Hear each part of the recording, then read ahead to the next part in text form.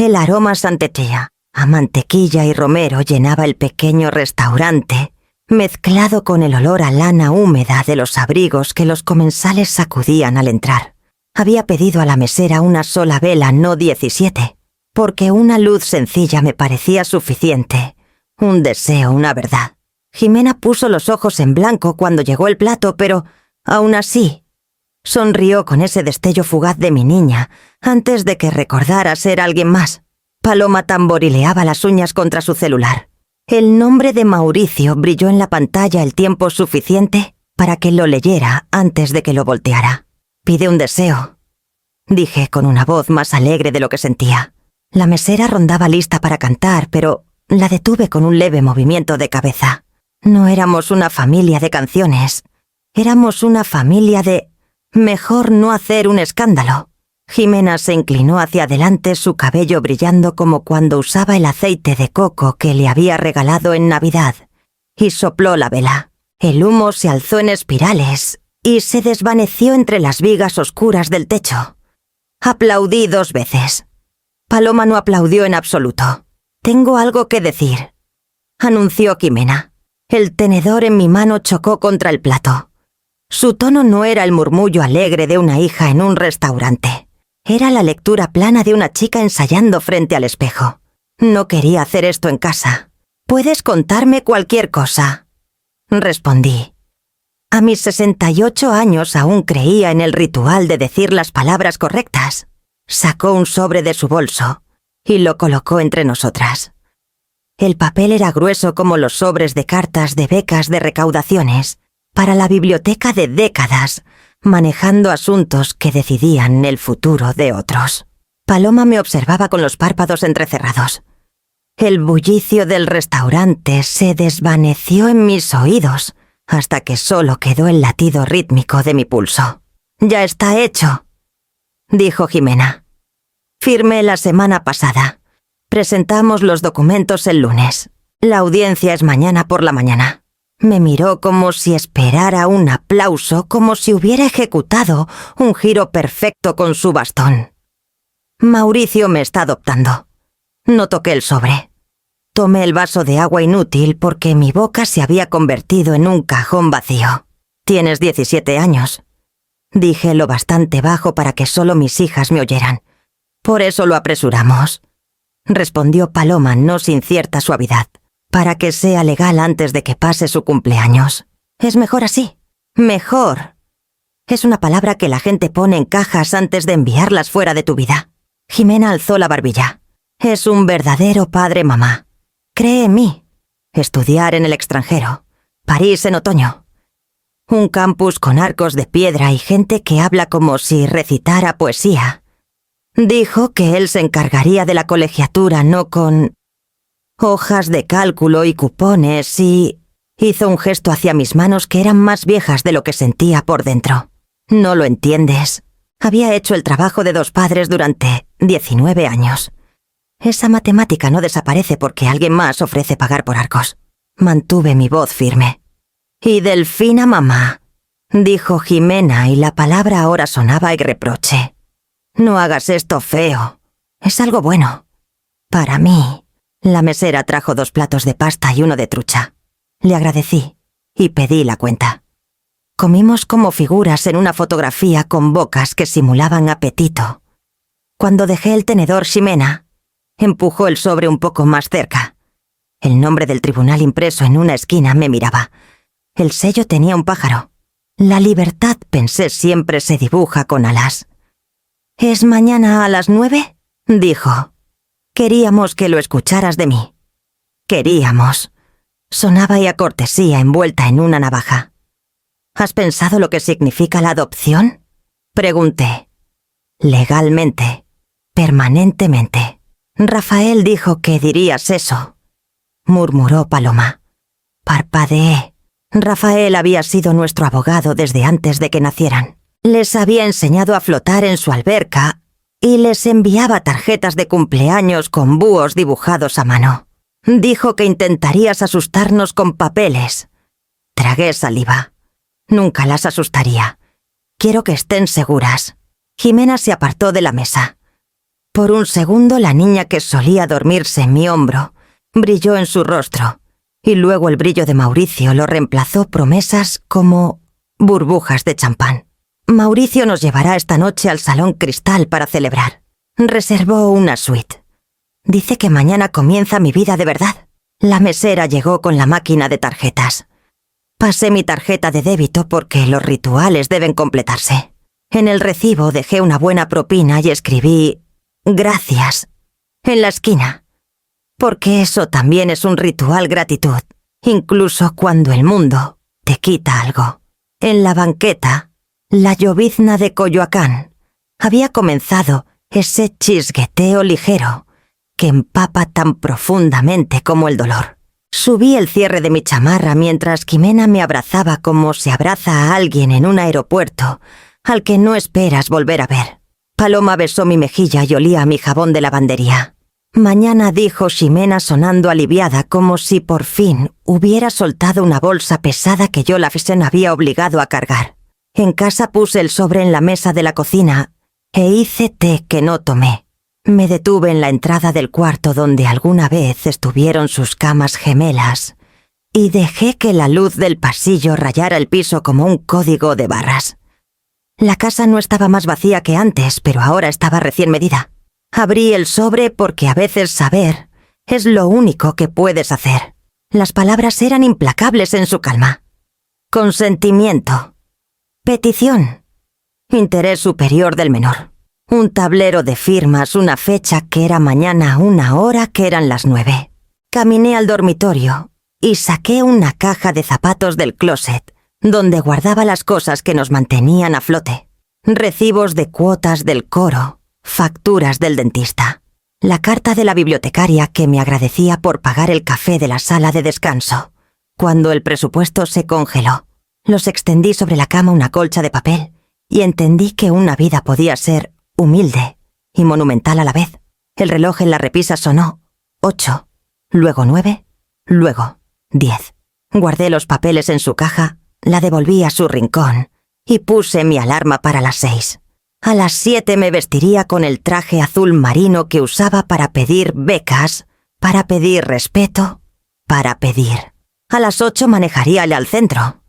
A las 9 estaría en el pasillo del tribunal esperando a que mis hijas me borraran. El tribunal olía a pisos encerados y abrigos húmedos, una mezcla de nervios y lluvia de invierno.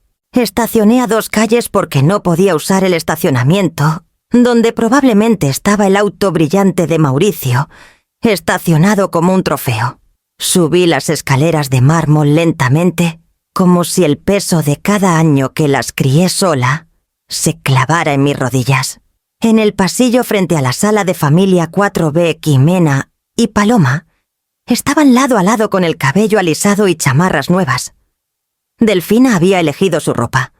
Reconocí su gusto, esa elegancia sobria que nunca pude pagar. Mauricio rondaba cerca con una mano en el hombro de Ximena como si hubiera ganado el derecho de anclarla. 1 minuto, dije. Mi voz tembló, pero la forcé a mantenerse firme. Chicas, por favor, escúchenme antes de entrar. Ximena cruzó los brazos. Paloma desvió la mirada con el celular ya en la mano.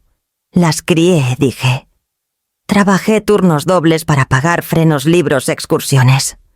No soy perfecta, pero soy suya. Firmar ese papel no puede borrar eso. No lo hagan. Los ojos de Ximena eran afilados, ensayados. Mauricio nos entiende. No nos hace sentir pequeñas. Prometió que podré estudiar en el extranjero. Cree en nuestro futuro. Tú solo nos decías lo que no podíamos tener. Esas no eran sus palabras. Eran las líneas de Mauricio habladas por su boca. Paloma finalmente me miró. Mamá, siempre decías que el dinero estaba justo, que teníamos que estar agradecidas con menos. Mauricio dice que la vida no tiene que ser así. Quise gritar que la gratitud nos mantuvo vivas, que el sacrificio era amor en otra forma. En cambio dije, ya casi son adultas y están tomando decisiones que no entienden. La adopción no es solo permiso para que Mauricio se llame papá. Es un borrón legal. Cortalazos que no podrán volver a coser. Delfina dio un paso adelante, su perfume cortando la humedad del pasillo. Helena deja de hacer un show. Las chicas saben lo que es mejor. Deberías respetar su decisión. El ujier abrió la puerta. Caso número 4632, petición de los Vega. Adentro la sala era fresca y luminosa. El juez miró por encima de sus lentes a los 4. ¿Entienden lo que implica la adopción?, preguntó. Sí, señor juez, dijo Ximena con firmeza. Mauricio es el padre que merecemos. Paloma asintió con voz suave pero clara. Lo queremos. El martillo cayó con un solo golpe. Adopción aprobada. Fueron menos de 5 minutos. 19 años disueltos en menos tiempo del que toma preparar té. Vi cómo Ximena y Paloma corrieron hacia Mauricio y Delfina. Sus brazos lo rodearon con un entusiasmo que nunca me ofrecieron, ni siquiera cuando traje pasteles de cumpleaños que apenas podía pagar. La sonrisa de Delfina era triunfal, y Mauricio me miró por encima de sus cabezas con satisfacción, como si hubiera ganado un concurso en el que nunca participé. Retrocedí de la mesa, los bordes de mi visión se estrecharon. El secretario del tribunal les entregó papeles y las chicas los tomaron como pasaportes a un mundo más brillante. Salí antes de que alguien pudiera verme, romperme mis pasos resonando por el pasillo hacia las puertas que daban a una calle brillante por la lluvia y al silencio de una casa que me esperaba sola. La casa me recibió con su silencio habitual, pero ahora se sentía diferente, como si el silencio hubiera aprendido un nuevo idioma. Mi chamarra goteaba en el tapete de la entrada, cada gota sonando más fuerte que el martillo que había terminado con mi papel como su madre. Me quedé allí un largo momento con las llaves en la mano mirando las leves marcas donde solían alinearse sus zapatos contra la pared. La mesa del comedor aún tenía los listones de papel baratos de la fiesta de Ximena. Los había colgado yo misma pensando que el gesto importaba, aunque los colores no combinaran. Ahora colgaban flácidos enrollándose en los bordes como globos de una fiesta que nadie disfrutó. Los arranqué uno por uno doblándolos con cuidado al principio, luego arrugando el último puñado y arrojándolo a la basura. En el centro de la mesa estaba la base del pastel con un resto de betún endurecido en el borde. Lo raspé con una servilleta luchando contra el nudo en mi garganta. Fui al salón para devolver los álbumes de fotos al estante, pero algo estaba mal. La repisa sobre la chimenea tenía huecos como dientes faltantes. Conté automáticamente 1, 2, 3 marcos desaparecidos. Las fotos de Ximena en su recital de piano Paloma, en su uniforme de fútbol. El retrato familiar que tomamos en Playa del Carmen, el año que las pozas de marea nos sorprendieron con estrellas de mar. Revisé las mesas auxiliares, la estantería en la pared del pasillo. Más huecos. Ximena debió haberlas tomado metiéndolas en su bolso cuando no miraba. Me senté pesadamente en el sofá, mirando los rectángulos vacíos delineados en polvo. Las fotos no eran solo imágenes. Eran pruebas de que habíamos existido juntas, pruebas de mi esfuerzo y mi amor. Verlas ausentes era sentirme robada de mi propia vida. Pensé en las palabras de Ximena en el pasillo. Mauricio es el padre que merecemos. Y me di cuenta de que esto era más que abandono. Era un borrón. Fui al closet del pasillo y saqué una caja de zapatos que había guardado por décadas. Adentro había boletos, tarjetas de cumpleaños, cartas escritas con garabatos infantiles. Las extendí sobre la mesa del café cubriendo la madera hasta que no se veía la superficie. Recuerdos de papel contra la ausencia en las paredes. Tomé una tarjeta que Ximena hizo cuando tenía 9 años. Para la mejor mamá, gracias por el sándwich de queso. Los corazones desiguales que dibujó parecían burlarse de mí, ahora colores brillantes, desvaneciéndose en una mentira. El dolor vino entonces pesado e imparable. Presioné mi mano contra mi boca como si pudiera contener el sonido. Pero los sollozos subieron de todos modos, llenando la habitación con la crudeza de alguien que llora por los vivos. Lloré hasta que me dolió el pecho, hasta que el aire se sintió demasiado afilado para respirar. Cuando terminó recogí los papeles de vuelta en la caja, pero no la regresé al closet. La puse en la mesa donde habían estado las fotos desaparecidas, desafiando a las paredes vacías a discutir conmigo. El reloj sonó a las 6. Me levanté, encendí la luz de la cocina y me obligué a hacer té. El silbido de la tetera fue estridente, en el silencio casi desafiante. Serví una taza y la llevé a la mesa dejando que el vapor me tocara el rostro. Mis ojos ardían, pero los mantuve abiertos. Mañana, me dije, llamarías a Rafael. El té se había enfriado en la mesa de la cocina, una capa pálida flotando en la superficie, como piel sobre una herida. Me senté con las manos cruzadas mirando la caja de recuerdos que me había negado a guardar en el closet. La casa estaba silenciosa salvo por el tic-tac constante del reloj sobre la estufa. Cada segundo parecía preguntarme qué planeaba hacer, ahora que mis hijas habían elegido a un hombre que no era su padre. El teléfono sonó, su tono estridente cortando el silencio. El aparato de disco había estado allí desde el primer pago de la hipoteca cuando mi esposo Daniel aún vivía, y la risa venía más fácil. Lo levanté lentamente preparándome para otro golpe. Elena, dijo la voz de Rafael firme y cálida con el acento de su infancia en Monterrey. Supe lo del tribunal esta mañana. Lo siento mucho. Cerré los ojos. Lo supiste rápido. Tengo amigos en ese tribunal, dijo. Y pensé que debería saber algo más de mí antes de que empiecen los rumores. La tetera hizo clic detrás de mí, aunque no la había encendido. Sostuve el auricular con más fuerza. Adelante. ¿Recuerdas el fideicomiso que Daniel creó antes de morir? El que era para la universidad y los gastos futuros de las chicas, claro.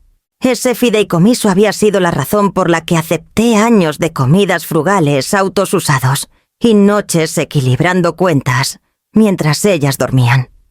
Se suponía que sería para Ximena y Paloma cuando cumplieran 18. Sí, dijo Rafael con cuidado. Pero Daniel fue meticuloso. Incluyó una cláusula. Si en algún momento las beneficiarias dejan de ser tus dependientes legales, el fideicomiso regresa completamente a ti, la madre sobreviviente. Parpadeé hacia la pared. Las palabras se sentían distantes como un idioma que entendía pero no creía. ¿Regresa a mí, sí? Por la orden de adopción de esta mañana, Ximena y Paloma ya no son tus dependientes legales, lo que significa que el fideicomiso, cada centavo, cada inversión ahora es tuyo. Aproximadamente 2 millones de pesos, Elena. Efectivo de inmediato. Por un momento olvidé cómo respirar. La silla de la cocina se sentía demasiado pequeña debajo de mí. La habitación demasiado brillante. 2 millones. Repetí. Mi voz sonaba plana como si perteneciera a alguien más. Sé que no es lo que querías escuchar en estas circunstancias, dijo Rafael con suavidad. Pero Daniel lo escribió así por una razón. Le preocupaba Delfina lo que podría pasar si intentaba sacarte del camino. Quería salvaguardas. Nunca confió en ella. Presioné mi palma contra la mesa fría anclándome. Mis hijas habían estado frente a un juez y elegido a otro hombre por encima de mí. Habían firmado no solo mi nombre, sino su futuro. Y ahora la fortuna que había guardado para ellas, el cojín de seguridad que Daniel había dejado, me pertenecía solo a mí. Primero llegó el amargor. Todos esos años en los que me llamaron tacaña, en los que me avergonzaron con mi auto viejo y mis cupones, ahora tenía las llaves de una fortuna que nunca tocarían. Pero debajo una satisfacción sombría, se agitó una simetría cruel que no había pedido pero no podía negar. No lo saben, murmuré. Aún no confirmó Rafael. Pero lo descubrirán. El dinero tiene una forma de salir a la luz. Quería que estuvieras preparada. Tracé el borde de la caja de zapatos con mi dedo. Preparada, repetí. Mis hijas pensaron que me habían cambiado por una vida mejor. En cambio, habían renunciado a la única herencia que su padre les había dejado. Te enviaré los papeles mañana, dijo Rafael. Por ahora intenta descansar. Has pasado por un infierno hoy. Cuando terminó la llamada me quedé en la mesa mirando el teléfono silencioso. Afuera la lluvia golpeaba las ventanas suave e implacable. Crucé los brazos sobre mi pecho dividida entre el dolor y un extraño triunfo hueco. 2 millones de pesos descansaban en mis manos, pero mis hijas se habían ido. Me levanté por fin, llevé el té frío al fregadero y lo tiré por el desagüe. Mañana tendría que enfrentar la verdad de lo que tenía. A la mañana siguiente me obligué a salir de la cama más temprano de lo usual. El sueño había sido superficial, interrumpido por pensamientos de cuentas bancarias y firmas, pero también por el eco de la voz de Ximena llamando «padre» a alguien más. Me vestí con el traje azul marino que usé en el memorial de Daniel y manejé hasta la cooperativa de crédito, el único lugar donde siempre sentí que el orden de mi vida estaba dispuesto en columnas claras. El cajero, un joven con una sonrisa educada, me llevó a una oficina privada, después de echar un vistazo al fax que Rafael había enviado. Los números llenaron la pantalla mientras él navegaba. Mis ahorros, 450.000 pesos acumulados, con años de presupuestos estrictos, segundos empleos y una pensión más pequeña de lo que debería ser. Luego la nueva entrada, el fideicomiso, 2 millones transferidos únicamente a mi nombre. Mi garganta se apretó. Giró el monitor hacia mí como si mostrara un premio. «Estás en una posición muy segura, señora Vega». «Segura». La palabra sonaba hueca. Mis hijas se habían ido. ¿De qué servía la seguridad cuando las personas para las que ahorré me dieron la espalda? Le agradecí, firmé los formularios de reconocimiento y salí con una carpeta bajo el brazo. Afuera la llovizna se había reducido a una neblina y por primera vez no noté el frío. De vuelta en casa subí al ático. El aire era denso y olía a cedro. Montones de cajas se apoyaban unas contra otras, temporadas viejas de mi vida acumulando polvo. Saqué la más grande, la que no había abierto desde que Paloma comenzó la preparatoria. Adentro estaba el libro mayor que había llevado desde la muerte de Daniel. La cubierta de cuero estaba desgastada por años de manejo. Lo abrí y las páginas se abrieron con filas de escritura apretada. Cada turno que tomé en la biblioteca, cada sesión de tutoría en cocinas vecinas, cada noche que trabajé en la librería, los fines de semana, todo estaba allí, junto a cada gasto. Facturas del ortodoncista, recargas de inhaladores, tacos de fútbol, rentas de violín. Las columnas contaban una historia que ninguna fotografía podía capturar, una historia de horas cambiadas por sus futuros. Tracé una entrada con mi dedo: junio de 2009, pago por horas extras, 2.500 DLAs, colegiatura del campamento de verano de Ximena. Mi mano se detuvo sobre la tinta desvaída pero aún legible. Otra línea: noviembre de 2012, segundo empleo en la librería, 4.800 yenes. Pago de frenos de Paloma. Podía ver sus sonrisas en esos números, recordar cómo Paloma cubría su boca al reír, hasta que le quitaron los frenos. Pasé más páginas. Los años se apilaban como ladrillos, sacrificio sobre sacrificio. Y aquí estaba sosteniendo la prueba de que nada de eso había sido suficiente. Me habían mirado y visto solo límites, no el andamiaje de sus vidas. El amargor volvió a arder. Me había negado vacaciones, ropa nueva, cenas fuera. Pasé por vitrinas con las manos apretadas en los bolsillos, recordándome que su futuro importaba más que mi comodidad. Y ahora su futuro, al menos el que Daniel y yo construimos para ellas, era solo mío. Cerré el libro y lo presioné contra mi pecho. Por primera vez los números no se sentían como seguridad. Se sentían como lápidas marcando los años que las cargué sin queja. Mis ahorros, el fideicomiso, el libro mayor, prueba de lo que había dado y prueba de lo que ellas habían desechado. Puse el libro en el piso del ático y respiré hondo. Si el dinero ya no podía unirnos, tal vez podría liberarme. Pero incluso mientras el pensamiento se asentaba, sentía el escozor de una verdad que no podía evitar. Cada peso ahora estaba manchado con el recuerdo de lo que había perdido. Guardé el libro de vuelta en su caja, cerré la tapa con cuidado y llevé la carpeta de la cooperativa a la mesa de la cocina. La lluvia le había comenzado de nuevo golpeando la ventana en un ritmo constante, como insistiendo en que la historia no había terminado. La tarde siguiente Rafael me pidió que lo encontrara en una cafetería cerca del tribunal. Dudé antes de aceptar. Mi cuerpo dolía por el dolor y el insomnio, pero algo en su voz llevaba urgencia. Manejé al centro y estacioné frente al viejo edificio de ladrillo con toldos verdes, el mismo lugar donde Daniel y yo solíamos parar los sábados después de hacer el súper. Entrar se sintió como invadir un recuerdo. Rafael ya estaba allí sentado en una mesa de esquina con su maletín apoyado contra la pared. Se puso de pie al verme su expresión seria y esperó hasta que pedí un café negro antes de hablar.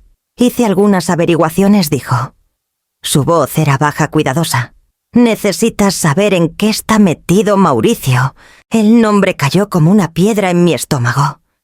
Envolví mis manos alrededor de la taza preparándome. Adelante. No es el hombre que pretende ser. Sus negocios han colapsado. Debe casi 6 millones de pesos a prestamistas privados, de los que no perdonan deudas fácilmente. Lo miré intentando absorber las palabras. Mis hijas habían corrido a los brazos de un hombre que se ahogaba en obligaciones que nunca podría cumplir. ¿6 millones? Repetí lentamente. Rafael asintió. Está desesperado, lo que hace que la adopción parezca menos amor y más estrategia. Si podía vincularse legalmente a tus hijas, podía alcanzar el dinero del fideicomiso. Ese era el verdadero premio. La habitación giró, aunque la cafetería seguía tranquilas a nuestro alrededor estudiantes, tecleando en laptops, una madre dando trozos de panqué a su pequeño, el silbido de la máquina de espresso. Qué ordinaria parecía la vida mientras la mía se desmoronaba.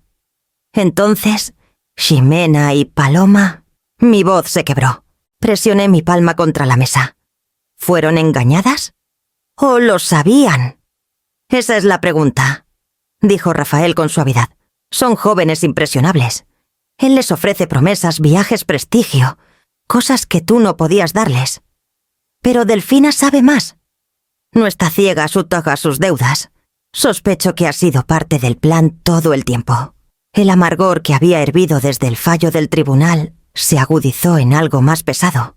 Pensé en la sonrisa orgullosa de Ximena al anunciar la adopción, en cómo Paloma repetía frases sobre abundancia y posibilidad.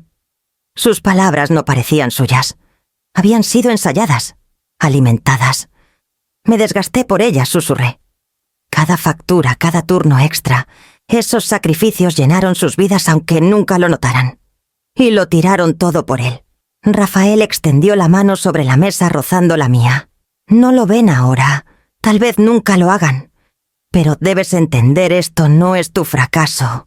Es manipulación. Mauricio vio una abertura y la explotó. Retiré mi mano no por rechazo, sino para sostener mi café con firmeza. Mis nudillos se habían puesto blancos. Las usó como llaves para una bóveda. Y ellas lo dejaron. El pensamiento ardía en mí. Si Ximena estaba ciega, entonces era una víctima a la que aún amaba ferozmente. Pero si era cómplice, si sabía aunque fuera una fracción de su motivo, entonces la herida cortaba más profundo de lo que podía soportar. Rafael se inclinó más cerca. Ahora tienes el dinero. Ese es tu escudo. No dejes que usen la culpa para quitártelo. Asentí, aunque la culpa ya se enredaba en mí como una enredadera. Proteger la fortuna se sentía como una traición a los años en que insistí que era suya. Pero rendirla significaría alimentar la codicia que nos había separado. La campana sobre la puerta sonó, y por un segundo fugaz, imaginé a mis hijas entrando con bufandas húmedas por la lluvia, risas derramándose delante de ellas. Pero solo eran un par de desconocidos. El dolor que siguió fue más agudo que antes. Terminé mi café sin saborearlo. Rafael recogió sus papeles y salimos juntos bajo la llovizna. La ciudad se sentía más gris que cuando llegué, pero mi resolución se había endurecido. Si Mauricio había construido su imperio sobre mentiras y deudas, no sería su benefactora silenciosa. En casa llevé la carpeta de la cooperativa y el libro mayor del ático a la mesa de la cocina, colocándolos lado a lado como evidencia en un juicio. Estudié los números, pero todo lo que podía ver era el rostro de Jimena en el tribunal tranquilo mientras me cortaba de su futuro. Subí de nuevo al ático la mañana siguiente, el polvo flotando en rayos de luz, mientras apartaba cajas de la esquina más lejana. Me dije que buscaba decoraciones navideñas, algo para llenar la casa con un recordatorio de vida. Pero la verdad era más simple. Necesitaba pruebas de algo. Pruebas de que todos esos años no eran solo una historia que había inventado en mi cabeza. Bajo un viejo baúl de colchas, encontré un contenedor plástico roto lleno de electrónicos olvidados. Cargadores enredados como enredaderas, un teclado al que le faltaban teclas y en el fondo, la vieja tableta de Paloma. La carcasa estaba despegándose en los bordes, pero cuando presioné el botón de encendido, un débil resplandor parpadeó. Contra todo pronóstico, aún funcionaba. La llevé abajo y la puse en la mesa de la cocina junto al libro mayor y la carpeta de la cooperativa. Mi corazón latía más rápido mientras escribía la contraseña, el número de la camiseta de fútbol de Paloma, que no había olvidado. La pantalla se desbloqueó y estaba mirando una versión más joven del mundo de mis hijas. La tableta aún estaba sincronizada con la cuenta de iCloud de Paloma.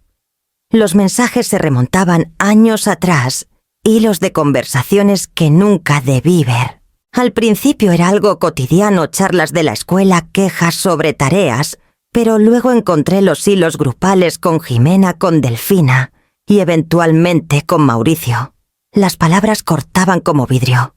Papá trabaja tanto porque no le importamos. Solo le importa el dinero. Odio viajar en su coche. Es tan vergonzoso cuando todos los demás padres tienen camionetas. Es tacaña. Siempre dice que no podemos permitirnos nada.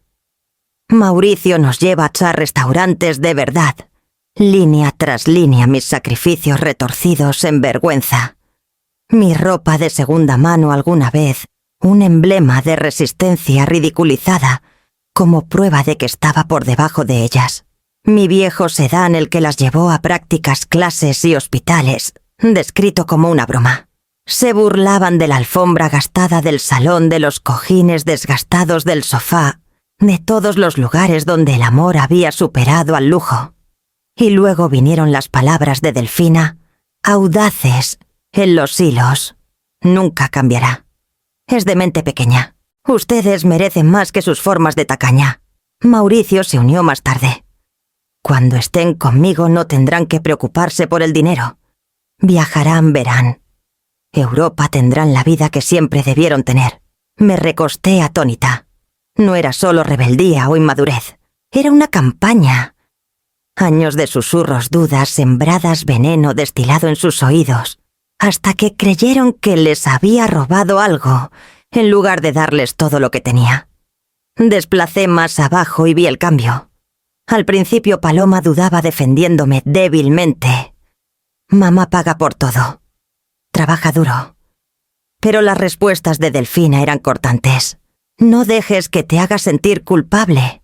Trabajar duro no significa que te ame bien. Y eventualmente, el tono de Paloma también se endureció cayendo en el ritmo del desprecio de su hermana. La traición era casi peor en letra escrita que en el tribunal. Aquí estaban los recibos de su conversión, las palabras exactas que habían vuelto a mis hijas en mi contra. Toqué la pantalla trazando un mensaje donde Ximena escribió: «Por fin tendremos un papá del que podamos estar orgullosas». Cerré la tableta y la sostuve contra mi pecho, el plástico frío contra mi piel. Durante años pensé que el amor era algo que podías probar apareciendo, pagando cuentas, quedándote cuando nadie más lo haría. Pero el amor podía ser reescrito cuando otra voz ofrecía promesas más brillantes. Mis hijas habían sido persuadidas no solo de dejarme, sino de despreciarme. Las escaleras del ático crujieron mientras llevaba la tableta de vuelta arriba, aunque no pude esconderla de nuevo. La dejé en mi mesita de noche, un recordatorio. de la verdad que había descubierto. El libro mayor mostraba mis sacrificios. La carpeta de la cooperativa mostraba la fortuna que ahora tenía. Y la tableta mostraba las mentiras que habían robado a mis hijas. Cuando el teléfono sonó esa tarde, ya sabía que sería Rafael. La llamada llegó justo después de que puse la tableta en mi mesita de noche. El tono de Rafael era deliberado, como si cada palabra tuviera que ser pesada antes de salir de su boca. «Elena, creo que deberías hablar con don Carlos», dijo. El padre de Delfina. No había hablado con él en años, no desde que el divorcio dividió a la familia en líneas de falla demasiado jagged para cruzar. Lo recordaba como un hombre callado, severo, con manos de jardinero y ojos que siempre parecían calcular más de lo que decía en voz alta. «No veo qué bien haría eso», respondí. «Confía en mí». Preguntó por ti. Ha estado esperando a que alguien lo escuche. Así fue como 2 mañanas después me encontré parada en el porche de una casa suburbana, ordenada, bordeada de rosales. Don Carlos abrió la puerta él mismo. Había envejecido desde la última vez que lo vi, los hombros encorvados, el cabello ralo, pero sus ojos eran los mismos, agudos, firmes, negándose a apartar la mirada. Elena dijo, como si los años no se hubieran estirado entre nosotros: «Pasa». Nos sentamos en su cocina, el aroma del café fuerte y amargo. Sirvió 2 tazas antes de deslizar un sobre grueso por la mesa. «Escuché que Mauricio ahora es el padre de las chicas y que te han dejado atrás». No dije nada. La verdad era suficiente humillación. Golpeó el sobre. «Le presté 1.400.000 pesos hace 2 años. Prometió devolverlo en 6 meses. No he visto ni un centavo». Mi hija me juró que era un hombre de visión, que su negocio era sólido. Mentiras todo. El amargor en su voz me sorprendió. Era raro verlo enojado. «¿Por qué me dices esto ahora?», pregunté. «Porque debes saber contra quién estás luchando», dijo. Empujó el sobre más cerca. Lo abrí con cuidado. Adentro había documentos, estados de cuenta, contratos, incluso cartas notariadas. Pruebas de la deuda, claras, innegables. Pero eso no era todo.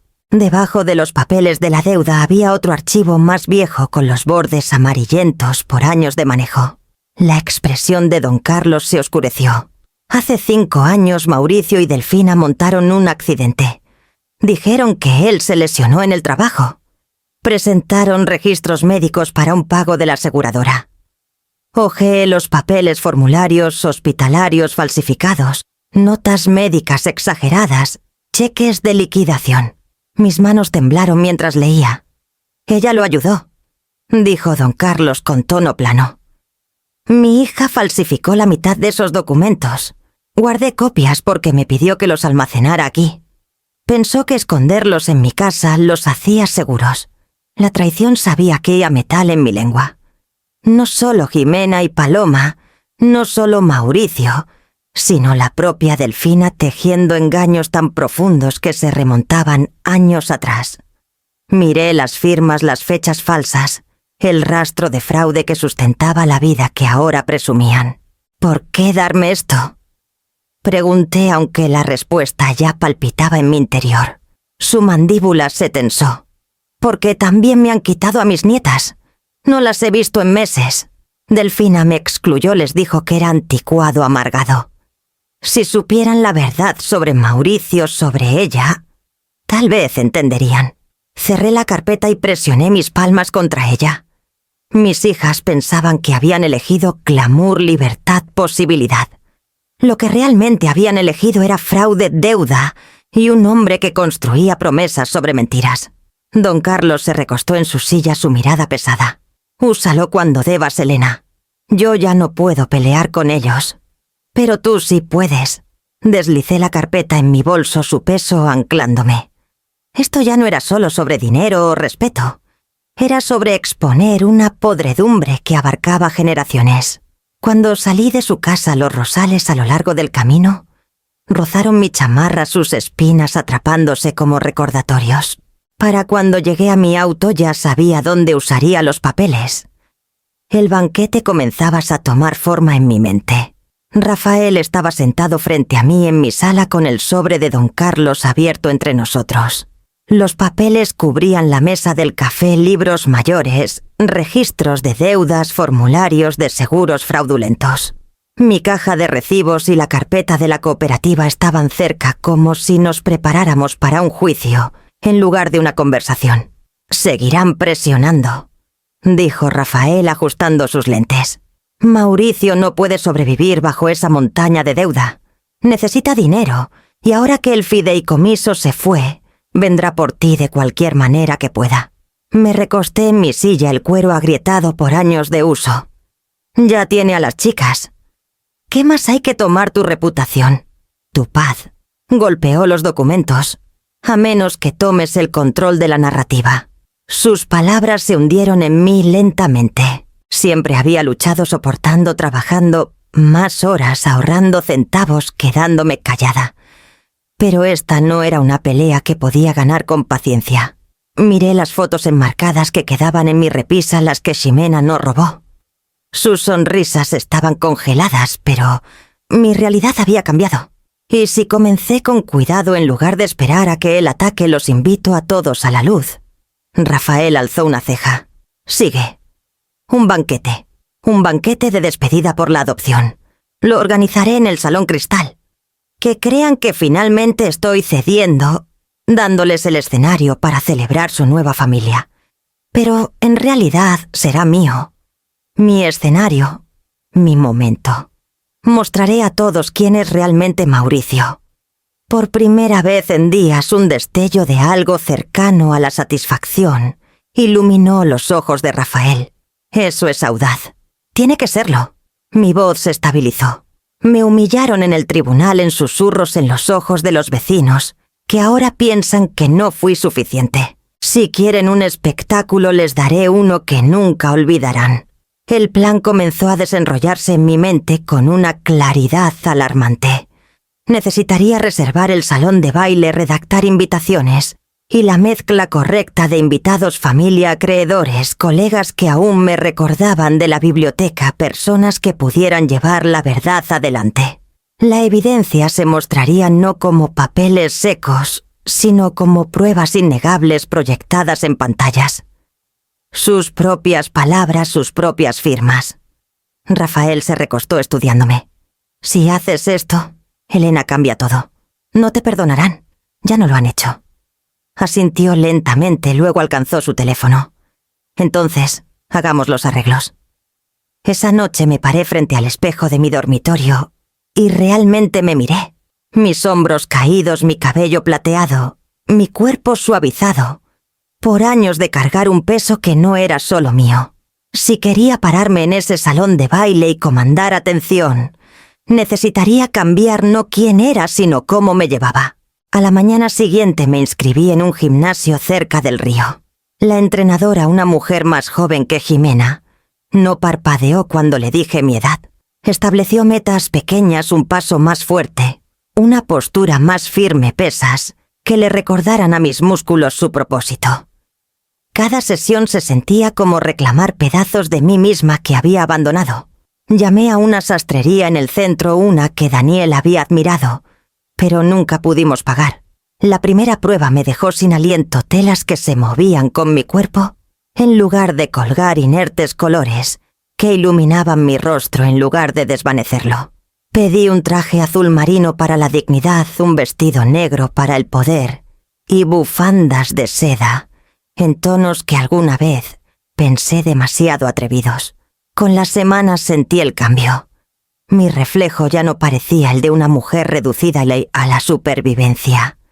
Parecía alguien lista para ser vista. El libro mayor de sacrificios se quedó en el ático, pero ahora estaba escribiendo un nuevo tipo de cuenta, una medida no en pesos, sino en resolución. Para cuando Rafael regresó con la confirmación de que el Salón Cristal estaba reservado, la forma de la velada estaba clara en mi mente. Estaría bajo sus candelabros con seda en mis hombros, y cuando me miraran no verían a la mujer que habían burlado, sino a la verdad que intentaron enterrar. y cuando cayera el martillo de mi propia creación, no sonaría derrota, sino a revelación. El golpe llegó tarde en la tarde, 3 toques que llevaban autoridad en lugar de cortesía.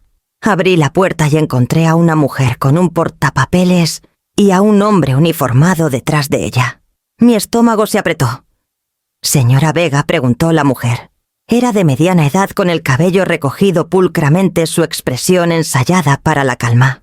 «Soy la señora Gómez de Servicios para Niños y Familias. Este es el oficial Díaz de la Policía de la Ciudad de México. ¿Podemos pasar?» Las palabras cayeron como piedras. Me hice a un lado señalando hacia la sala. El oficial se quitó el sombrero al entrar, escaneando el espacio con una mirada rápida y practicada. La señora Gómez se sentó en el borde del sofá, equilibrando su portapapeles en la rodilla. «Hemos recibido una denuncia formal», dijo. Su voz tenía ese tono que usa la gente cuando quiere sonar comprensiva, mientras te recuerda que tiene poder. Alegan negligencia financiera a largo plazo y abuso emocional hacia sus hijas, Jimena y Paloma. Cerré los ojos brevemente. Por supuesto, este era el siguiente movimiento de Delfina y Mauricio. «Esas chicas ya no son mis dependientes legales», dije. «Eligieron la adopción la semana pasada». «Sí», reconoció la señora Gómez, «pero las declaraciones se refieren a sus vidas antes de la adopción. Alegaciones que, si se confirman, podrían tener consecuencias». El oficial agregó: «Estamos obligados a dar seguimiento. Son acusaciones serias, señora Vega». Inhalé lentamente, luego me levanté y caminé por el pasillo. Cuando regresé llevaba una caja pesada, la misma caja de zapatos que había sacado del ático, la que comencé a llamar mi prueba. La puse en la mesa del café y quité la tapa. «Negligencia», dije, levantando el primer archivo. «Aquí están 15 años de recibos de colegiaturas de escuela privada, pagadas en su totalidad cada semestre». Extendí los comprobantes sobre la mesa. Privación financiera. Otro montón, tarjetas de seguro. Facturas de atención dental y médica, todas marcadas como pagadas. Falta de apoyo básico.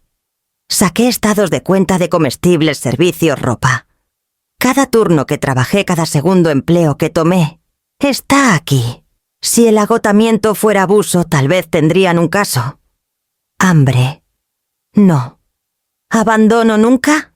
La señora Gómez hojeó los papeles, su ceño fruncido. El oficial se inclinó hacia adelante revisando las fechas, las firmas, las marcas de verificación de empleados ya jubilados. «Esto es exhaustivo», admitió la señora Gómez en voz baja. «Muy exhaustivo, porque sabía que este día llegaría», dije. Mi voz me sorprendió por su firmeza. «He estado preparándome para esto desde que Daniel murió. Guardé todo porque sabía que algún día alguien intentaría decir que no hice lo suficiente». El silencio presionó contra la habitación. El reloj hacía tic-tac, un testigo constante. Finalmente el oficial Díaz carraspeó. «Desde mi perspectiva, señora Vega, parece que cargó más de lo que le correspondía. Pero seré franco con usted». Bajó la voz ligeramente. «Si su exesposa está detrás de esto, puede que no se detenga. Una orden de restricción, tal vez, incluso una petición para congelar sus cuentas hasta que esto se resuelva. Esté lista». La advertencia cortó más profundo que las acusaciones. Significaba que la pelea no era solo personal, era táctica legal implacable. La señora Gómez recogió los papeles en montones ordenados, asintiendo. «Tendremos que presentar nuestro informe, pero su documentación pesará mucho a su favor». Los acompañé a la salida, la puerta cerrándose tras sus despedidas corteses. Por un largo momento me quedé en el porche viendo cómo la llovizna se acumulaba en el barandal, mis brazos envolviéndome. Vendrían por mí desde todos los ángulos: tribunales, mentiras, firmas, en affidavits falsos. Regresé adentro, devolví la caja a la mesa y presioné mis manos contra la tapa. Si querían una guerra de papeles, entonces les daría una. Y cuando llegara el banquete me aseguraría de que los papeles correctos iluminaran la pantalla para que todos los vieran. 2 días después de la visita de la trabajadora social, manejé a las oficinas de la universidad con una carpeta de cartas cuidadosamente preparadas en mi bolso. La lluvia me siguió todo el camino trazando líneas inquietas por el parabrisas. Estacioné en el lote de visitantes y me quedé un momento con ambas manos aferrando el volante. El tribunal me había quitado mi título, pero esto sería diferente. Sería yo recuperando algo. La oficina de admisiones era un lugar estéril. Paredes beige, con carteles de estudiantes, sonriendo bajo árboles frondosos. Me acerqué al mostrador y pedí hablar con el director de ayuda financiera. Una joven con trenzas ordenadas me escoltó por un pasillo hasta una pequeña oficina, donde un hombre con camisa a cuadros se levantó para estrechar mi mano. «Soy el señor Hernández», dijo. «¿En qué puedo ayudarte?» Puse la carpeta en su escritorio. «Necesito retirar mis declaraciones de apoyo financiero para Jimena y Paloma Vega». Sus cejas se alzaron. «Estás listada como garante y cofirmante de sus paquetes de inscripción». Ya no respondí con calma. Fueron legalmente adoptadas la semana pasada por otro hombre. A partir de esa fecha ya no son mis dependientes. No puedo ser responsable de su colegiatura ni préstamos. Me estudió un momento, luego abrió la carpeta. Adentro estaban las copias del decreto de adopción notariadas y selladas, junto a mis cartas de retiro firmadas. Su expresión pasó de sorpresa a cautela. «Esto desencadenará una revisión inmediata de su estado de inscripción», dijo con cuidado. «Entiendo». Carraspeó. «Sin un soporte financiero verificado, sus admisiones son contingentes. Necesitarán nuevos garantes de inmediato, o las ofertas serán rescindidas». Lo sé. Las palabras quedaron entre nosotros frías y finales. Hizo algunas preguntas procesales, selló mis formularios y me entregó copias para mis registros. Cuando salí, mis piernas se sentían pesadas y extrañamente ligeras, como si hubiera dejado algo atrás. De allí manejé al otro campus, el elegido por Paloma. El proceso se repitió casi idénticamente. Oficina, carpeta, decreto de adopción, retiro. Para cuando salí bajo la llovizna, los futuros universitarios de ambas hijas habían sido suspendidos con el trazo de mi pluma. La culpa se apretó mientras estaba detrás del volante. Imaginé la emoción de Ximena cuando llegaron los folletos por correo, cómo los extendió sobre su cama marcando planos de dormitorios y subrayando descripciones de cursos. Recordé el orgullo silencioso de Paloma cuando llegó su carta de aceptación, sus ojos brillando por primera vez en meses. Todo eso ahora colgaba de un hilo que yo había cortado. Pero luego pensé en el tribunal en sus brazos alrededor de Mauricio, mientras yo estaba sola. Pensé en los mensajes de la tableta burlándose de mi frugalidad en la voz de Delfina, destilando veneno en sus oídos en la advertencia del oficial de esperar más ataques. Me habían convertido en una villana. Tal vez ahora interpretaría el papel por completo si solo era para proteger lo que quedaba de mí. Manejé a casa lentamente, dejando que los limpiaparabrisas arrastraran por el cristal en un ritmo constante. La casa me dio la bienvenida con su silencio familiar. Puse las cartas selladas en la mesa de la cocina y me senté mirándolas. Una mezcla de dolor y empoderamiento sombrío me recorrió. Había cortado la línea que me ataba a su educación, pero también me había liberado del lazo que Mauricio intentó apretar. Esa noche, mientras servía agua para el té, el teléfono vibró con un nuevo mensaje. El nombre de Jimena iluminó la pantalla. Estaba podando las últimas hortensias cuando sonó mi teléfono. La luz del atardecer se extendía por el jardín pintando todo en oro apagado, y por un breve segundo consideré ignorarlo. Pero el nombre de Jimena brilló en la pantalla y los viejos reflejos tiraron de mí. Presioné aceptar. «Mamá, por favor», comenzó su voz temblorosa más aguda de lo usual. «Tienes que ayudarme». Dejé las tijeras en el borde de la maceta. «¿Qué pasa? ¿Mi inscripción fue cancelada?», dijo rápidamente como si apresurara las palabras, más allá de la vergüenza. «La universidad dice que...» El papeleo de ayuda financiera fue retirado y ya no pueden verificar el financiamiento. Me dan 2 semanas, pero yo... No tengo a quién más llamar. Cerré los ojos. Aún podía ver los formularios sellados y copiados, el decreto de adopción adjunto. Jimena, ¿sabes por qué pasó eso? ¿No entiendes? Insistió. Mauricio dijo que todo estaría cubierto. Lo prometió. Pero ahora... Se interrumpió un sonido ahogado llenando el silencio. Y hay más. Me puso en una tarjeta. Una tarjeta de crédito. La usé para el viaje a Cancún que nos dijo que reserváramos el depósito del hotel todo. 120.000 pesos, mamá. Dice que es mío para pagar. El número me aturdió aunque traté de no mostrarlo. 120.000 pesos arrojados a playas y cócteles, mientras yo alguna vez estiré centavos para cubrir almuerzos de excursiones. «¿Entonces quieres que lo cubra?», dije con tono plano. «Siempre ayudaste antes», susurró. «Sé que dijimos cosas feas, pero sigues siendo mi mamá. No puedes dejarme ahogarme así». Algo dentro de mí cambió entonces una vara de acero, alzándose donde antes solo había ternura. «No, Jimena. Puedo. Y lo haré. Porque tomaste tu decisión en ese tribunal». Pero él mintió, gritó. Mauricio prometió que lo manejaría. Lo juró. Entonces, pídele a él, corté mi tono más frío de lo que jamás había usado con ella. Pídele a tu nuevo padre. El silencio en la línea fue afilado, interrumpido solo por el sonido de su respiración entrecortada. Por un momento pensé que podría ablandarse, disculparse, alcanzar algo verdadero. Pero en cambio, dijo con un amargor que me sorprendió, estás demostrando que nunca nos quisiste. Todo lo que te importaba era el dinero.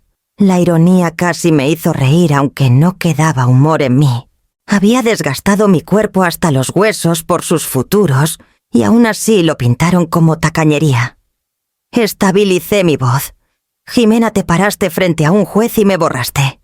Querías libertad de mis sacrificios. Ahora la tienes. La libertad significa responsabilidad. 120.000 pesos de responsabilidad. Sus sollozos llegaron entonces crudos y sin guardia.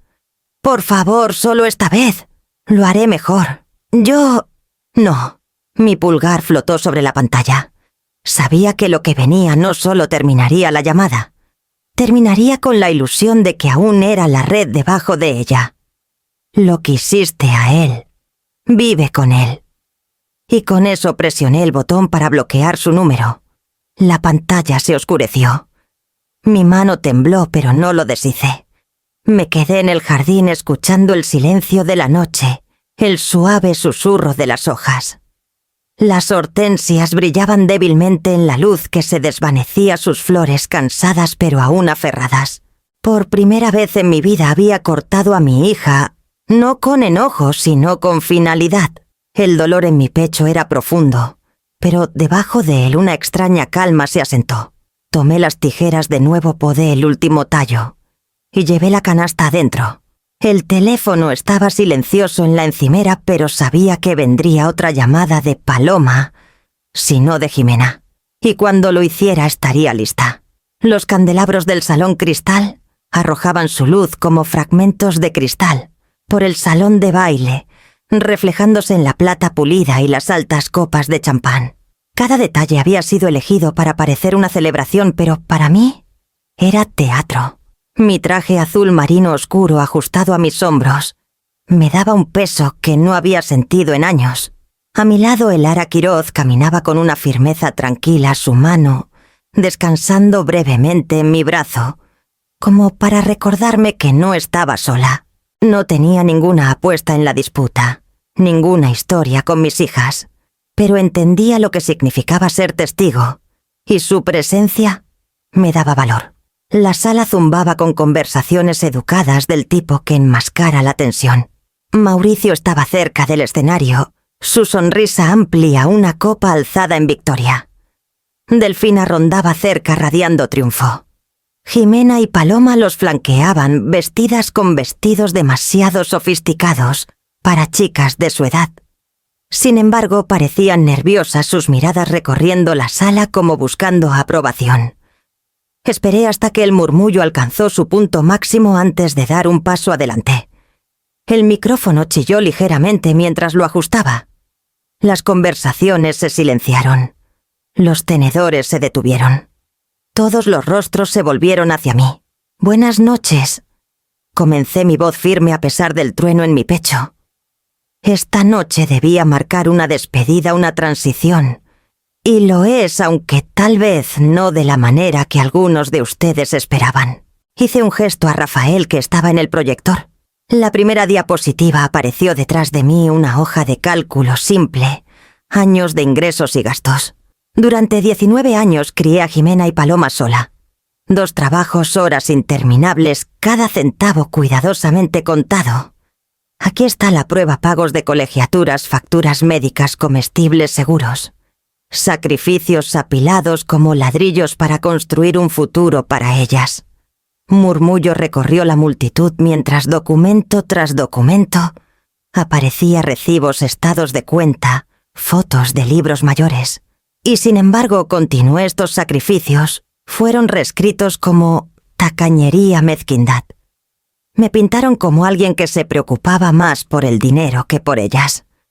La siguiente diapositiva apareció extractos de mensajes sincronizados en la vieja tableta de Paloma. Palabras burlándose de mi coche, mi ropa, mis elecciones. Risas sobre lo que había sido su refugio. Suspiros llenaron la sala. Las manos de Jimena volaron a su boca. Paloma se congeló en su asiento. Alcé una mano. Estas palabras no se escribieron en el vacío. Fueron alimentadas, alentadas. Otra diapositiva, un estado de las deudas de Mauricio, casi 6 millones de pesos, a prestamistas depredadores. Luego documentos de don Carlos mostrando el préstamo de 1.400.000 pesos sin pagar. Y finalmente los registros de fraude de seguros, la letra de Delfina, en formularios falsificados, firmas que la vinculaban a un crimen. El salón de baile estaba silencioso salvo por el roce de la ropa y el zumbido leve del proyector. El rostro de Delfina palideció. La mandíbula de Mauricio se tensó. Dejé que el silencio se prolongara antes de hablar de nuevo. ¿Por qué la adopción? ¿Por qué la urgencia repentina de separarme de mis hijas? No amor. No familia. Dinero. Asentí a Rafael. Reprodujo la grabación la voz de Mauricio, inconfundible, suave, pero urgente. Como su tutor legal, tengo derecho a administrar el fideicomiso. Ese dinero me pertenece ahora. El sonido resonó en las paredes del salón. Suspiros y susurros surgieron. Me volví hacia la audiencia. Pero Daniel fue más sabio que eso. Escribió el fideicomiso para que, si mis hijas dejaban de ser mis dependientes legales, cada centavo regresara a mí. Y así ha sido. 2 millones de pesos que Mauricio nunca tocará, porque la codicia lo hizo alcanzar demasiado lejos. Mauricio intentó levantarse, pero los acreedores en la multitud se acercaron, sus ojos duros. Delfina negó con la cabeza violentamente, sus labios formando negativas silenciosas, pero los documentos brillaban detrás de ella, innegables. Y entonces, Jimena se quebró. Se derrumbó en su silla, sollozando en sus manos. Su voz se rompió a través de la sala. No lo sabíamos. No lo sabíamos. Me quedé inmóvil observándola. Por un instante el dolor me atravesó, pero mantuve mi posición. Esto no era solo mi ajuste de cuentas. Era el suyo. El ara tocó mi brazo recordándome que había dicho lo que necesitaba decirse. Bajé el micrófono. La audiencia estalló, acreedores enfrentando a Mauricio, susurros creciendo alrededor de Delfina, amigos y desconocidos, mirando con una mezcla de conmoción y juicio. Bajé del escenario pasando por las mesas sin mirar atrás. El ara mantuvo mi paso, su presencia tan firme como el latido de mi corazón. En las puertas del salón miré una vez más por encima del hombro. Mis hijas estaban acurrucadas, Delfina y Mauricio, acorralados, la verdad, finalmente expuesta. Y mientras dejaba atrás la luz de los candelabros, sabía que el caos solo crecería. El salón momentos antes tan silencioso estalló en una tormenta. Las voces chocaban en cada esquina superponiéndose como olas rompiendo contra la piedra. Los acreedores de Mauricio avanzaron sus rostros enrojecidos, voces agudas con acusaciones. Un hombre de traje gris agarró su brazo agitando un papel bajo su nariz. Otro gritó sobre intereses atrasados. Mauricio intentó sonreír, intentó encantar su salida, pero el sudor corría por su sien y cada excusa solo avivaba la furia. Don Carlos salió de su asiento con un paso lento y deliberado, de alguien que había esperado años por esto. Su voz, cuando llegó, atravesó la sala sin necesidad de micrófono. 1.400.000 pesos, Mauricio. Me miraste a los ojos, prometiste devolverlo en 6 meses. En cambio, engañaste tu camino a través de cenas y vacaciones, mientras mis nietas fueron usadas como peones. Diles ahora qué hiciste con el dinero. La sala se quedó en silencio por un latido, todos volviéndose hacia la confrontación. Mauricio tartamudeó, pero don Carlos sacó una carpeta de su chaqueta y la alzó en el aire. Aquí está la prueba. Cada firma falsa, cada línea falsificada. Y si eso no es suficiente, dejó caer la carpeta en la mesa más cercana con un golpe sordo. Pregunten a la aseguradora que Mauricio defraudó hace 5 años. Mi hija lo ayudó a hacerlo. Tengo copias de cada página. Suspiros y murmullos se convirtieron en gritos. Los invitados sacaron sus teléfonos grabando, tomando fotos de los documentos. Los flashes de las cámaras brillaron en los rostros de Mauricio y Delfina como un tribunal. Delfina se movió rápidamente entonces, intentando reunir a Jimena y Paloma contra ella. Sus manos temblaban y su voz se alzó en un ruego agudo. No entienden nada de esto, es cierto. Elena está torciendo todo, siempre ha sido celosa, amargada, pequeña. Sus palabras cayeron débilmente contra el peso de la evidencia, ya brillando en el proyector, ya extendiéndose por los teléfonos que capturaban cada detalle. Me quedé inmóvil, el ruido a mi alrededor, retrocediendo a un rugido sordo. Los ojos de Delfina encontraron los míos amplios y desesperados, suplicando silenciosamente que interviniera, que salvara algo, pero no tenía nada más que darle. Los sollozos de Jimena cortaron el caos. Paloma se sentó rígida, pálida, su mirada, yendo entre Mauricio y yo como si el suelo hubiera desaparecido bajo ella. Aún así no me moví. Este era el momento que habían elegido, y ahora debían verlo por lo que realmente era.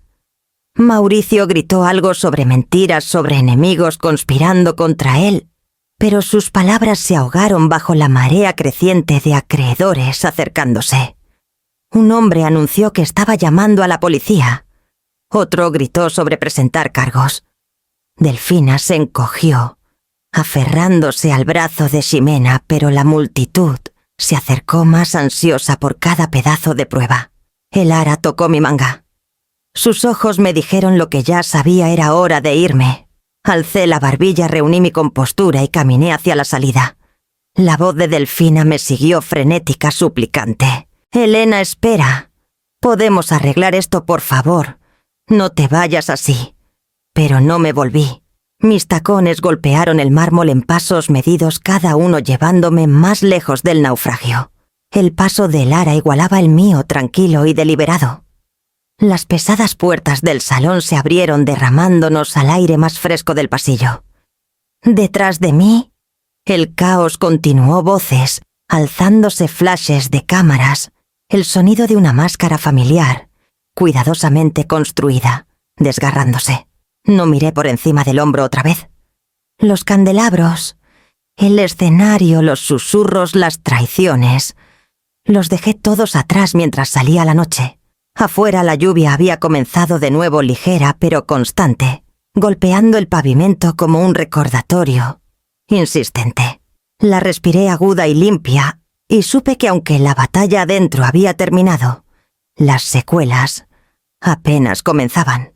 El mar me saluda cada mañana ahora. Desde el porche de mi casita en Puerto Vallarta, Veo gaviotas girando sobre la marea y huelo la sal traída por el viento. La casa es pequeña, pintada de blanco con persianas azules, nada como la que dejé en la Ciudad de México. Sin embargo, se siente más grande, porque es solo mía, llena solo con lo que elijo conservar. Las noticias han viajado incluso sin que las busque. Mauricio cumple 2 años en prisión por fraude de seguros. Delfina evitó la cárcel, pero lleva una probation y un registro que la sigue a todas partes. Ha desaparecido de los círculos educados, su encanto agotado. Ximena y Paloma viven juntas en un departamento estrecho en las afueras de Guadalajara, trabajando en empleos que alguna vez se burlaron. Ximena sirve mesas en un restaurante donde solía almorzar con amigas y Paloma surte estantes de noche en un supermercado. Sus vestidos de lujo han sido reemplazados por uniformes que huelen a grasa y cartón. Desearía poder decir que estas actualizaciones ya no importan, pero llegan a mis pensamientos sin invitación, como cartas que nunca pedí recibir. Aún así, mi propia vida se ha extendido en direcciones que no podría haber imaginado. He viajado. París en primavera, Madrid en verano, lugares que Daniel soñó con mostrarme. Caminé por esas calles sin amargura, llevando su memoria como un compañero silencioso. Aquí en casa el jardín florece salvajemente hortensias, desbordándose por la cerca lavanda, inclinándose en la brisa marina. Cavo en la tierra con manos firmes, sintiéndome arraigada por primera vez en años. La caja de recibos permanece en un closet, pero rara vez la abro. Mi prueba ya no está en el papel.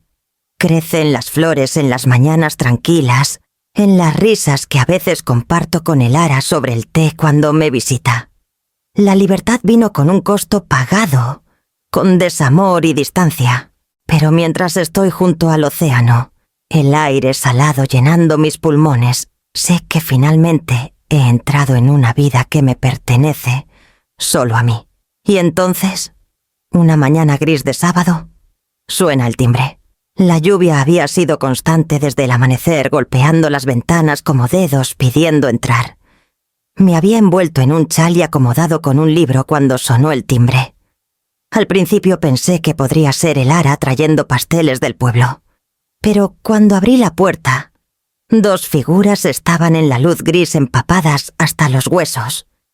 Ximena y Paloma. Parecían mayores, más delgadas, sus rostros pálidos bajo el cabello húmedo. Ya no llevaban el brillo de la juventud o la arrogancia. En cambio, Ximena sostenía una carpeta plástica contra su pecho y Paloma llevaba un sobre de Manila hinchado con papeles. «Hola, mamá», dijo Ximena suavemente. Su voz vaciló nada como la desafiante agudeza que recordaba del tribunal. Me hice a un lado sin decir palabra. Entraron sin expectativa, cuidadosas de quitarse los zapatos en el tapete. En mi cocina extendieron sus papeles sobre la mesa. «Estos son nuestros presupuestos», dijo Paloma, su tono deliberado. «Renta, servicios, comida. Cada centavo». Ximena deslizó otra hoja hacia adelante. «Y aquí están nuestros planes escolares. Si podemos volver a clases, trabajaremos medio tiempo para cubrir lo que podamos. No pedimos regalos. Pedimos un préstamo. Con intereses, con condiciones, lo que tú decidas». Me senté frente a ellas con las manos cruzadas escuchando. Sus ojos no se encontraban con los míos a menudo. Cuando lo hacían veía agotamiento, pero también algo que había anhelado respeto. La arrogancia que alguna vez erizaba cada una de sus palabras había sido despojada por noches duras y lecciones más duras. No dije nada por un largo tiempo, dejando que la lluvia llenara el silencio. Se movieron inquietas, pero no retiraron los papeles. Por primera vez en años no exigían, no se burlaban, no desechaban. Ofrecían términos. Miré las carpetas, luego a mis hijas, ya no niñas, aún no adultas completas, y supe que mi respuesta moldearía cualquier futuro que quedara entre nosotras. Esa noche, mucho después de que Ximena y Paloma se fueron, me senté en mi estudio con solo la lámpara del escritorio encendida. La lluvia Había cedido dejando las ventanas rayadas con senderos plateados. Frente a mí había un documento en blanco, el cursor parpadeando, esperando que decidiera qué tipo de madre sería ahora. Comencé con los números monto principal del préstamo calendario, de pagos y tasa intereses, 3%. Lo bastante modesto para enseñar, no para castigar. Establecí condiciones académicas, un promedio de no menos de 3.5 verificado cada semestre. Requisitos laborales 20 horas a la semana, documentadas con talones de pago. Y reportes llamadas quincenales conmigo. Notas de progreso y presupuestos actualizados para probar que entendían el peso de la responsabilidad. Cada cláusula se sentía como coser algo que debía haber insistido hace mucho, no control, sino responsabilidad. Cuando terminé el contrato se extendía por 6 páginas, denso pero claro. Lo leí 2 veces, firmé mi nombre al final y lo escaneé para enviarlo. Sus respuestas llegaron en menos de 1 hora. Sin protestas, sin regateos, ni siquiera preguntas. Solo sus firmas pulcras y cuidadosas, como si supieran que la tinta misma era una prueba frágil de su sinceridad. Me recosté en mi silla al silencio de la casa, envolviéndome. Durante tantos años las había cargado sin condiciones, confundiendo obligación con amor. Ellas habían confundido sacrificio con tacañería, devoción con negación. Ahora el balance había cambiado. Venían a mí no como niñas exigiendo, sino como mujeres jóvenes pidiendo ser responsables. Cerré los ojos descansando mi mano en las páginas firmadas. El respeto había reemplazado a la obligación, y aunque no borraba las heridas, ofrecía la forma tenue de algo más sólido que el perdón, un contrato no solo en papel, sino en el corazón. Si el respeto se gana y no se hereda, ¿puede la familia alguna vez ser verdaderamente incondicional?